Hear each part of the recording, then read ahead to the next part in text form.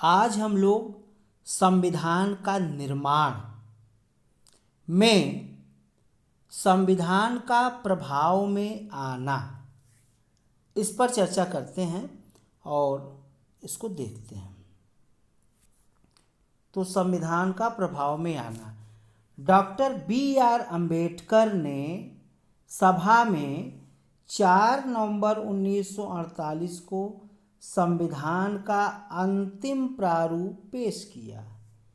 इस बार संविधान पहली बार पढ़ा गया। सभा में इस पर 5 दिन आम चर्चा हुई, अर्थात 9 नवंबर 1949 तक जो है इस पर चर्चा होती। संविधान पर दूसरी बार 15 नवंबर 1948 से विचार होना शुरू हुआ। इसमें संविधान पर खंडवार विचार किया गया। यह कार्य 17 अक्टूबर 1949 तक चला। इस अवधि में कम से कम 7,653 संशोधन प्रस्ताव आए, जिनमें से वास्तव में 2,473 पर ही सभा में चर्चा हुई।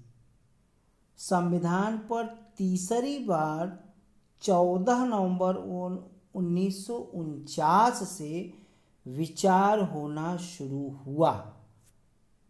सभा में कुल 299 सदस्यों में से उस दिन केवल 284 सदस्य उपस्थित थे, जिन्होंने संविधान पर हस्ताक्षर किए। संविधान की प्रस्तावना में 26 नवंबर 1949 का उल्लेख उस दिन के रूप में किया गया है जिस दिन भारत के लोगों ने सभा में संविधान को अपनाया, लागू किया, वह स्वयं को संविधान सौंपा। 26 नवंबर 1949 को अपनाए गए संविधान में प्रस्तावना, 395 अनुच्छेद और 8 अनुसूचियां थीं। प्रस्तावना को पूरे संविधान को लागू करने के बाद लागू किया गया। नए विधि मंत्री डॉक्टर बी.आर. अम्बेडकर ने सभा में संविधान के प्रारूप को रखा।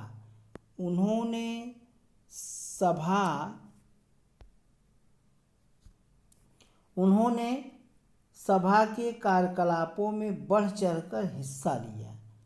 उन्हें भारत के संविधान के पिता के रूप में पहचाना जाता है।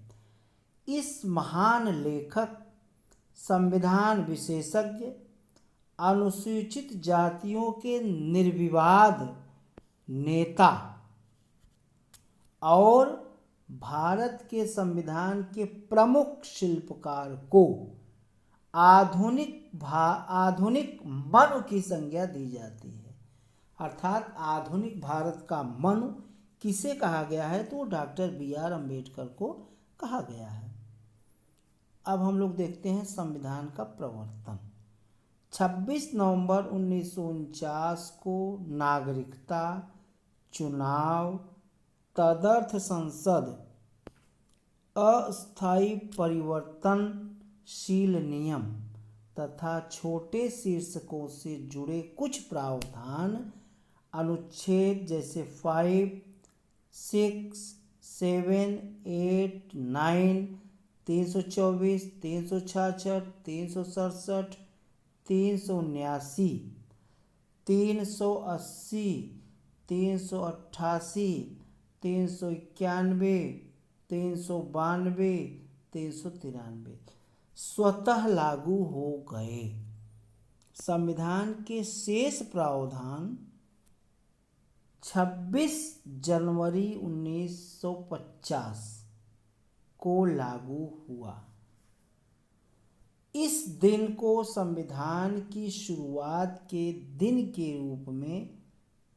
के रूप में देखा गया और उसे गणतंत्र दिवस के रूप में मनाया जाता है। इस दिन को संविधान की शुरुआत के रूप में इसलिए चुना गया क्योंकि इसका अपना ऐतिहासिक महत्व है। इसी दिन 1930 में भारतीय राष्ट्रीय कांग्रेस के लाहौर अधिवेशन, दिसंबर 1929 में लाहौर अधिवेशन रावी नदी के तट पर हुआ था। इसको आप लोग ध्यान रखें, क्वेश्चन बहुत सारे आते हैं। में पारित हुए संकल्प के आधार पर पूर्ण स्वराज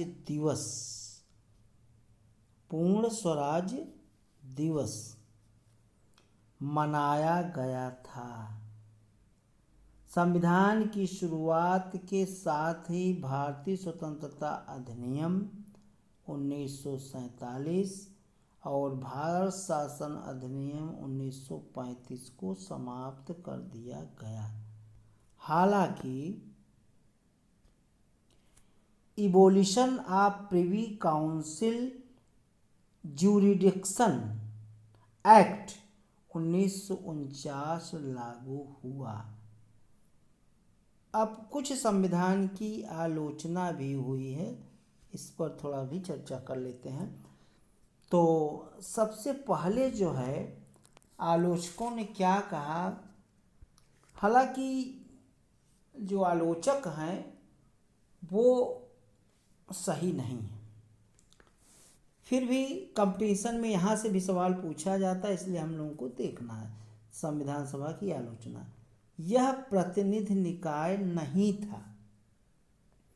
आलोचकों ने दलीलें दी कि संविधान सभा प्रतिनिधि सभा नहीं थी क्योंकि इसके सदस्यों का चुनाव भारत के लोगों द्वारा वयस्क मताधिकार के आधार पर नहीं हुआ था।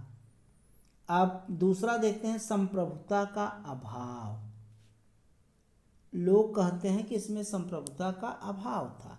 आलोचकों का कहना है कि संविधान सभा एक संप्रभु निकाय नहीं थी क्योंकि इसका निर्माण ब्रिटिश सरकार के प्रस्तावों के आधार पर हुआ था।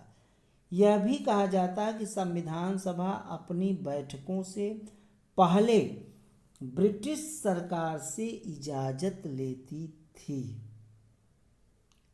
समय की बर्बादी, आलोचकों के अनुसार संविधान सभा ने इसके निर्माण में ज़रूरत से कहीं ज़्यादा समय ले लिया। उन्होंने कहा कि अमेरिका के संविधान निर्माताओं ने मात्र 4 माह में अपना काम पूरा कर लिया। निराजुद्दीन अहमद संविधान सभा के सदस्य ने इसके लिए अपनी अवमानना दर्शाने के लिए प्रारूप समिति हेतु एक नया नाम गढ़ा और उन्होंने इसे अपवहन समिति कहा। तो अपवहन समिति किसने कहा? निराजुद्दीन अहमद ने कहा। इसको हमको ध्यान रखना है, कंपटीशन में यहाँ सवाल पूछा जा सकता है। कांग्रेस का प्रभुत्व, आलोचकों का आरोप है कि संविधान सभा में कांग्रेसियों का प्रभुत्व था। ब्रिटेन के संविधान विशेषज्ञ ग्रेनविले ऑस्टिन ने टिप्पणी की, संविधान सभा एक दलीय देश का एक दलीय निकाय है। संविधान सभा एक दलीय देश का एक दलीय निकाय है। सभा ही कांग्रेस है और कांग्रेस ही भारत है। फिर वकीलों और राजनीतिज्ञों का प्रभुत्व, यह भी कहा जाता है कि संविधान सभा में वकीलों और नेताओं का बोलबाला था। उन्होंने कहा कि समाज के अन्य वर्गों को पर्याप्त प्रतिनिधित्व नहीं मिला। उनके अनुसार संविधान के आकार और उसकी जटिल भाषा के पीछे भी यही उसका मुख्य कारण था। इसीलिए आइवर जेनिंग्स ने भारतीय संविधान को वकीलों का स्वर्ग कह करके इसकी आलोचना की है। हिंदुत्व का प्रभाव, कुछ आलोचकों के अनुसार संविधान सभा में हिंदुओं का वर्चस्व था, लॉर्ड विस्काउंट ने इसे हिंदुओं का निकाय कहा। इसी प्रकार विंस्टन चर्चिल ने टिप्पणी की कि संविधान सभा ने भारत के केवल एक बड़े समुदाय का प्रतिनिधित्व किया। यह कह करके आलोचकों ने संविधान की आलोचना की है।